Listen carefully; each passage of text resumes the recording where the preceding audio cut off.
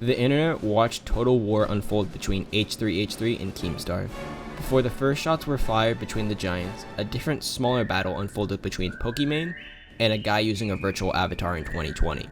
Both feuds used the strategic move of attacking the enemy's supply lines. The result was total destruction on all sides.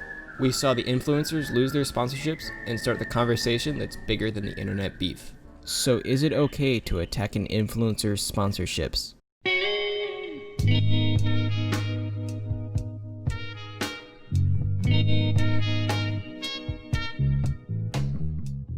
Yes, it is absolutely okay to attack an influencer's sponsors. This sounds like a very hot and controversial take, but I don't think it should be. Malice, dishonesty, and bigotry shouldn't be profiting offline or online. One of the best ways to make sure negativity isn't profiting is through public outcry and getting those people demonetized. So if you disagree with pushing for people being unsponsored, you first need to understand why and how people lose sponsorships offline. So why does someone lose a sponsorship? First thing to realize is that most companies only care about making money. So when a real-life celebrity or athlete loses a sponsorship due to controversy, it's not because the company disagrees with their actions, it's because the public disagrees with their actions. The public outcry that's against the sponsee might reflect poorly on the sponsor. So in order to maintain a good reputation and keep earning money, the companies may drop the sponsorship. Now, let's extrapolate how it works offline to online. Brands still don't care about the person or content they are sponsoring. They are only after money, which means brands are still only receptive if there's public outcry.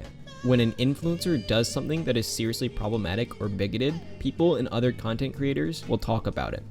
Content creators that show and bring attention to the problematic actions act similar to reporters or the news, which brings in a larger audience to the issue. Next, the person in question responds or apologizes, and viewers usually think critically and, for the most part, move on. However, if the problem is very severe, the public outcry will be conveyed to the sponsors and they will drop the sponsee to save face. Now, I hope you understand that being unsponsored in real life is very similar to being unsponsored online. In both cases, the public are the ones with the power, and that's really how it should be. We get to decide what's successful and what isn't. Doing so helps us prevent malicious and dishonest people from profiting.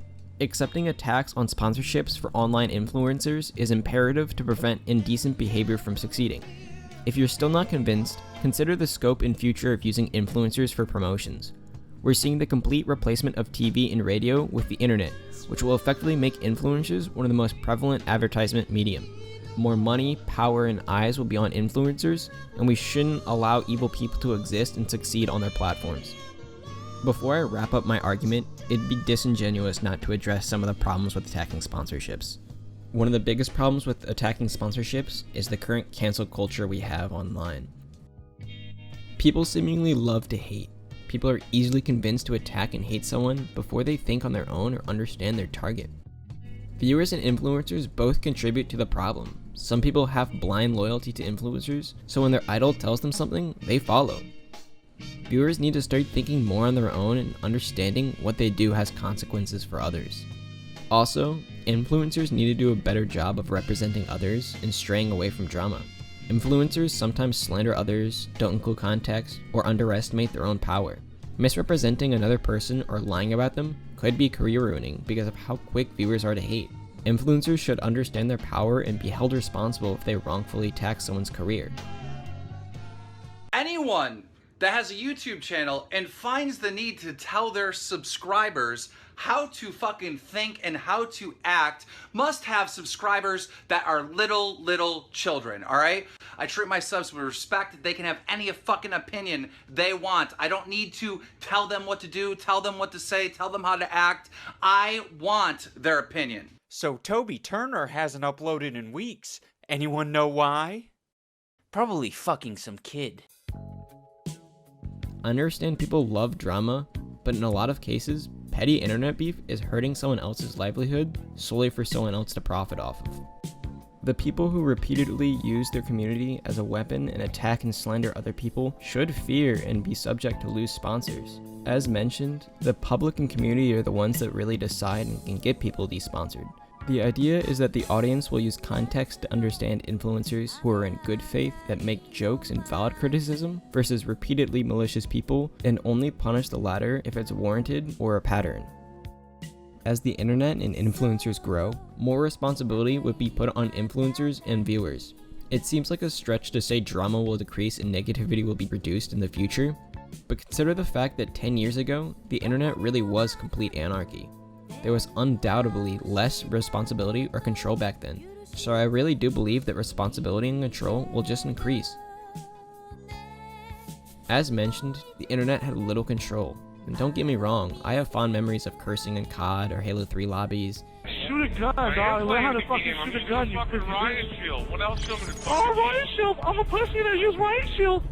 Oh, I'm a pussy. What do you want me to use? Faggot. You tell me what you want me to fucking use. There's prestige, you fucking fag. Tell me what the fucking is, huh? And saying un-PC things, and honestly, straight up cyberbullying. However, those times have really passed. People need to act better now, and we shouldn't hold things people did in the past against them, because things really were different back then. People just need to show that they've changed and don't make the same mistakes over and over again.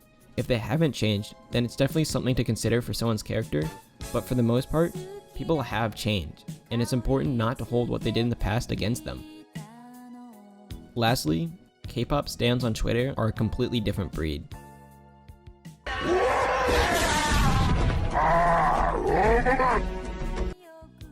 They will attack anyone that's trending on Twitter, even if they don't know who they are. Wait, what is going on, dude? These are actual people. Look at this. Don't know who this is, but stan text instead. Cassie with 9,000 followers, not following anyone I know, not following anyone we know, and is posting this shit.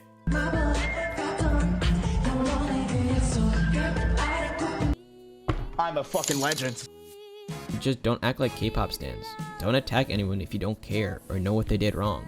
Mob mentality is just more internet toxicity that doesn't do anything productive and definitely should fade away as the time passes. I really do think that as time moves on, a lot of toxicity and problems that are online will slowly go away. People will hopefully be and expect better of both themselves and others, so the notion that we shouldn't attack an influencer's sponsors isn't good if we actually want to control the types of content that are monetized. If you want to prevent hate, dishonesty, and bigotry from making money, you should support the idea that sponsors should be vulnerable.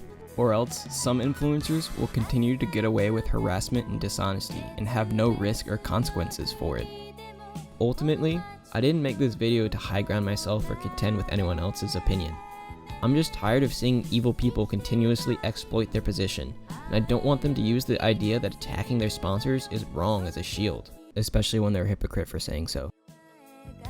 After wrapping up editing and listening to myself talk, I noticed I really sound like a positive hippie type person, but I wanted to clarify that's not who I am. I'm just a guy fed up with malicious people and want to debate how accepting attacks on sponsors is good and get a thrill from that. I will stand by that I think the internet is still young and changing for the better, and I hope that the users have a voice in controlling toxicity in the future. Finally, thank you so much for watching. Please subscribe to keep seeing my videos. I try to upload every single week. Also, I stream on Twitch. That's going to be the first link in the description. If you want to come talk and hang out or see what I look like, go follow me there. Also, your interaction on my channel really helps me grow, so leave a like if you liked it, dislike if you didn't. I try to respond to every single comment that leaves an idea or argument, so feel free to leave one below and I'll respond to it. My other social medias are also down in the description, and I sincerely appreciate your patronage, and I hope I succeeded in bringing you an entertaining video. Enjoy your day, and come back soon.